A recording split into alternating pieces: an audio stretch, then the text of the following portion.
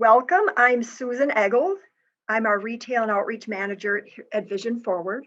We will get started in just a minute, but before we do, I just want to invite people to use the chat feature during our presentation. If you're new to Zoom, you'll find a chat icon at the bottom of your screen. I know on my screen it's hidden, so I have to click on more. And then if you click on chat, you'll get a text box that you can type messages in and then just hit return. If you're using keyboard commands today, you will use Alt-H. You'll tab to input your text. You'll type your message and then you'll hit return. So again, if you're using keyboard commands, that would be Alt-H. So we are going to get started, and today we're going to hear from a number of people. We'll hear from Matt Kickbush. Matt is a member of our board of directors. We'll hear from Jeb, who's one of our clients, and we're very pleased that he can be with us today to help share his story. We'll hear from Corey Ballard, our Director of Technology, and we'll hear from Terry Davis, our Executive Director. So with that, I will turn the floor over to Matt Kickbush. Hello, and welcome everyone to More Than Meets the Eye. Thank you for taking time this afternoon to learn about Vision Forward and to learn more about the impact of its mission. My name is Matthew Kickbush. I'm a member of Vision Forward as well as being on the board of directors. Vision Forward has been a part of my life for nearly 25 years now. I was born with congenital cataracts and glaucoma, which meant that I needed many operations in the first few years of my life. Fortunately, these procedures allowed me to retain the majority of my vision up and through my mid-20s. At that time, my vision got worse. I lost the vision completely in my right eye, and I was facing more vision loss with my left eye. These chain of events left me in an emotional slump. So at that time, I reached out to Vision Forward and participated in some of their services, including rehab services and also support groups. I think some of the most important things that I got out of my time with Vision Forward is being exposed to other adults who also were going through vision loss in their life. Also being able to share what it's like to lose vision and to see others that were successful in their life with vision loss, whether they were married or could be a homeowner, to have a successful job or to have a college degree. I am now in my 10th year as a teacher for the blind and visually impaired with the Milwaukee Public Schools. My beautiful wife Colleen is also a teacher for the visually impaired with Vision Forward, and we enjoy our life together with our 4-year-old son, James. So it's a great honor to introduce to you one of your speakers this afternoon. His name is Jeb. He will be sharing about his life with vision loss. So thank you again for being a part of this afternoon and participating.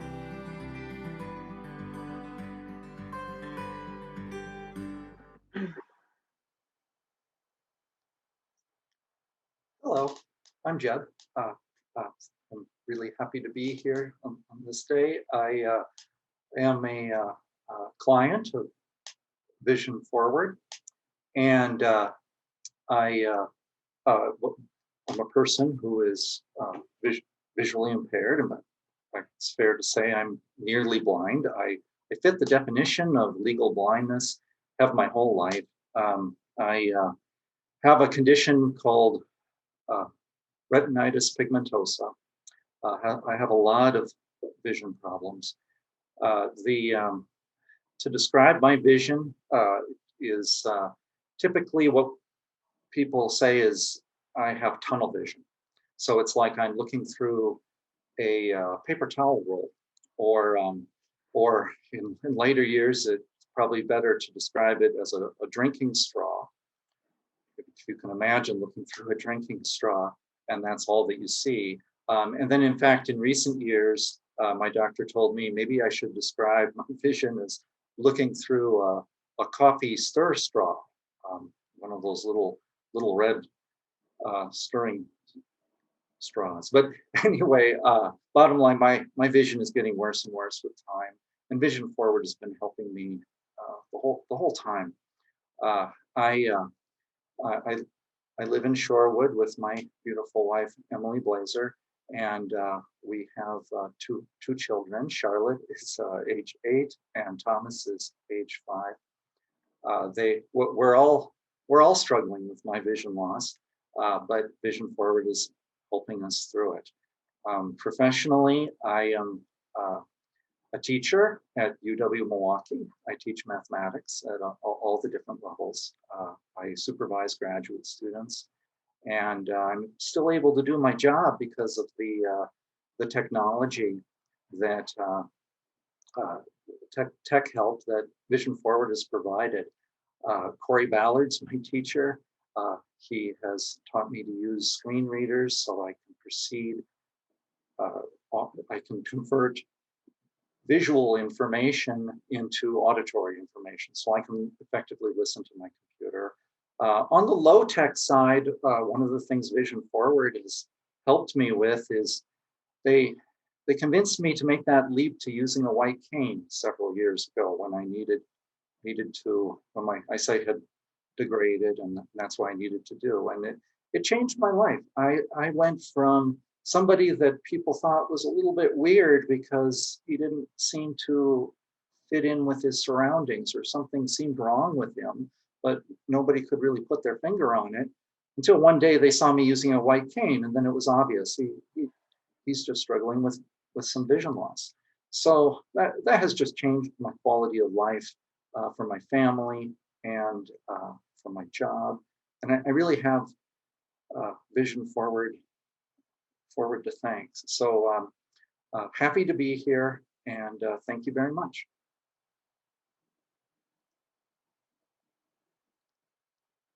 Thank you, Jeb.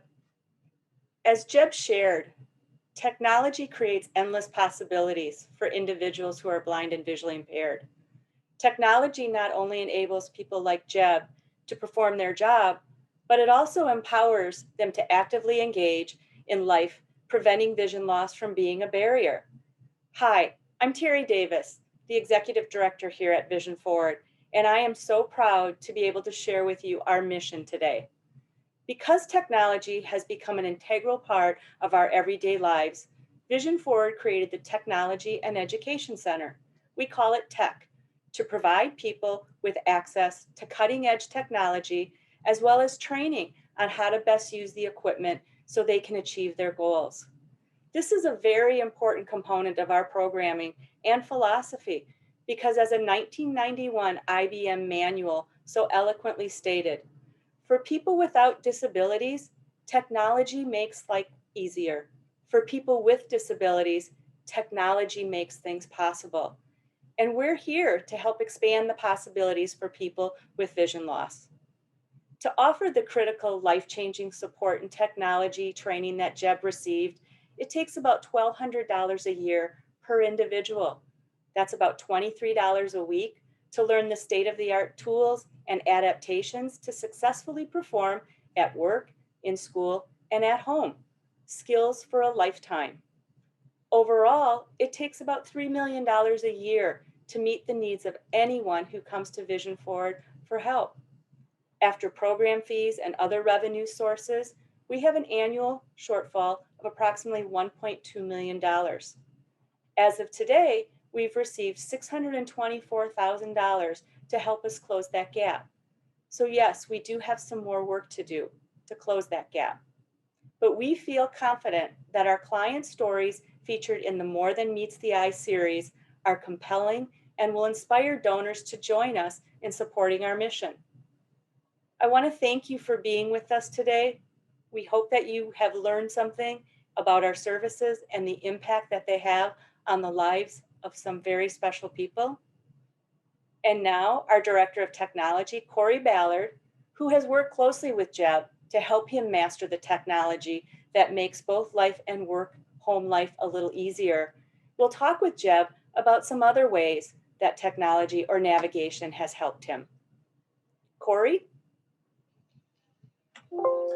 Thank you very much, Terry. I appreciate it. And Jeb, thanks so much for sharing your personal story today. I know how difficult that can be at times. I think we share a lot of similarities with our vision loss. I lost my vision pretty early in life, but mine was a little more sudden than yours. It sounds like yours has been kind of a longer journey. So I'd love to know, Jeb, how has your vision loss journey, how has that affected both your personal and professional life? Yes, as you point out, the hardest thing for me is the constant readapting. I'm aware that some people lose their sight instantaneously. Maybe after a surgery, they go from completely seeing until not being able to see at all. For me, every time I adapt, I am functioning, but then I lose a little more vision. And it's just been one thing after another my whole life. So that is a hard part of my story. I would assume that's where some of that training and those devices that you find can make such a big difference to help with every time you need to readapt. Having that support to figure out the best way to readapt can really make a big difference. Yes, exactly, Corey. And thank you for being my teacher. The screen reader is very helpful. That being able to just listen to an email has just changed my life rather than having to try to read it visually. Sure. I'd love to know, if there was one thing that you could let sighted individuals know about your vision loss journey or your experience, what would be that one thing that you'd want them to know? Oh, that's a great question. Well, one thing that would be, if it was just one thing, I would say that knowing who I'm talking to is such a difficult thing for me. So when somebody says hello to me in the student union, maybe a student that I've had in a class, they say, "Hi, Jeb," and I say, "Hey, how you doing? Great to see you," and walking past them with my white cane. But it's so much nicer that, for example, if the chair of our department will say, "Hi, Jeb, it's Suzanne," and I'll say, "Oh, hi, Suzanne," and great to see you. I get to know who I'm talking to then, and that kind of a hello is so much better. You make such a great point, Jeb. Our social worker here at Vision Forward, Erica Weiss, has coined or uses a really great phrase, the empty hello. And I'll be the first to admit that I fall victim to this empty hello. And when someone says hi to you and you don't know who they are, you're like, "Hi, buddy. Hey, Chief, how are you?" And it's so obvious that you don't know who they are. And really what the unfortunate thing is, like you said, is you don't get to have that connection that you may, that you're missing out on, all because you just don't know who that person is. And it's such a good tip to pass on to individuals who are sighted, that simple, "Hi, I'm so-and-so," can make that experience it can mean so much more.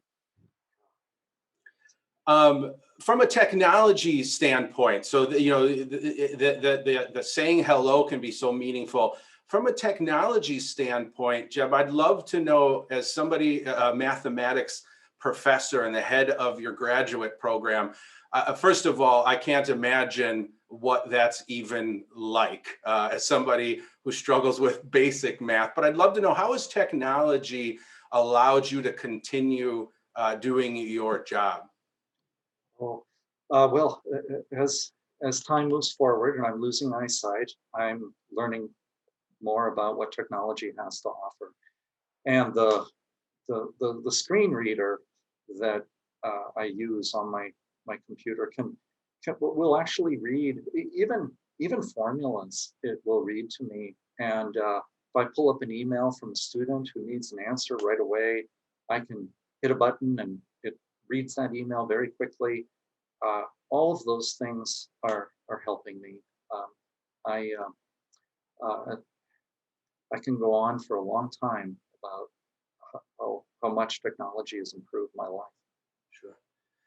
And that's great, because technology with the right solutions and the right training can be so empowering, both personally and professionally. And, we spoke a lot about technology today, and that's a big reason because you and I do a lot of technology training, but Vision Forward does a lot more than just technology. So I'm curious if you could maybe, what's one other service that you received here at Vision Forward that really had a big impact on you, either if it was personally at home or at work? Orientation and mobility with the white cane is really important. Just having that white cane to tell people, it's almost like a flag that says, I'm a person who cannot see. And when as I mentioned before, when I moved from being somebody who's basically faking having vision and looking pretty weird to using a white cane, there was this huge quality of life change. And Steve here at Vision Forward is working with me still on orientation and mobility, teaching me basic Braille, all of those things. So helpful. You make a really good point, Jeb, about that orientation and mobility and on how that cane can really improve your quality of life. But with that can come some anxiety and a lot of transition too, getting used to that, using that cane. I can remember myself personally having to put that cane in my hand and use it out in public. And once I finally got over that hump and started doing it, you're absolutely 100% right. That quality of life is just such an improvement. Yes. Using that cane. So I'm glad you said that. Thank you. Yeah. Jeb, Yeah. I really appreciate you spending some time with us this afternoon, sharing your personal journey with us, letting me ask you for some questions, asking some questions today. So I really appreciate it. Don't forget, you've got some home practice that's due for me next week. Yeah, you're working on it. Thanks again, Jeb. I appreciate it. I want to pass it over to Susan to talk a little, to kind of wrap us up this afternoon and give us some more details on Dining in the Dark coming up as well. Thank you, Corey, and thank you, Jeb. I just have to say that these more than meets the eye experiences for me have meant so much. I could say hello and goodbye to all of you taking part, but I've just been so inspired by the stories. And hearing from both Matt and Jeb today has really made a difference for me. So thank you very much. Thank you again, Jeb, for joining us and being willing to share your story and answer questions. I know that can be a little bit nerve-wracking. So to all of you who've joined us, I hope that you too have been inspired. I hope that you can think about vision loss maybe a little bit differently now. As Terry mentioned in her comments, we just have so much work yet to do to make sure that we're here for not just Jeb, but a growing number of people like him with vision loss. And one of the ways that we can do that is by having these kind of events, the More Than Meets the Eye. But we have a very special event coming up on November 1st, Dining in the Dark, which hopefully you've heard something about. If not, I do want to hopefully pique your interest. So in the past, this has been an event where we had people come to a restaurant. With COVID this year, we've shifted a little bit, and actually it's been kind of an exciting shift because for people who, like me, who've never been part of the restaurant experience, being able to be part of Dining in the Dark at home in a virtual way will be something that I look forward to participating in. So we've had some questions about, well, what exactly is Dining in the Dark? How do I go about doing that? So first of all, you'll need to register. So if you haven't registered, please make sure that you go ahead and do that as soon as you can. The experience will be on Sunday, November 1st at 5 o'clock. It'll last, the video presentation or the presentation with you on Zoom will be about 30 minutes. During that time, we'll hear from some more people. Mark Baden, a local weatherman, will be our host. We'll hear from a little girl named McKinley and her family about her experience. And hopefully, and I'm sure it will be another touching and inspiring experience for all of us who are taking part. So as part of that experience, you'll be invited to dine under blindfold, and whatever you choose to use as your blindfold will be up to you. If you have a blindfold at home, great. If not, you can use a bandana, a necktie, you can dual purpose one of your masks, whatever you'd like to do. And whatever meal you'd like to have, again, that's up to you too. So I'm going to be supporting a local restaurant myself by picking up a meal and bringing that to my house. But you can prepare your own meal, order in, stop by somewhere and pick it up. And you can choose whatever meal you want. If you want to have breakfast at 5 o'clock, an appetizer, dessert, a full meal, again, whatever you want to do with that experience is up to you. And you'll be eating in your own home. You can invite family members to join you either in person or virtually. So how you create that experience will be up to you. So you'll hear from some people that evening. You can start dining partway through the experience, but it probably will work best to kind of hear from the folks and then start dining as we wrap up around 5:30. So you'll be getting more information about dining in the dark in your emails. If you still have questions after that, please do let us know.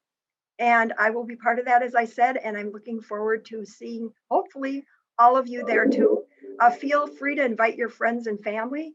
We have people registered from all over the country and Canada. So it's going to be sort of an international affair. So again, thank you to all of you for joining us today. We will hopefully see you at Dining in the Dark, and here's to a great day. Thank you.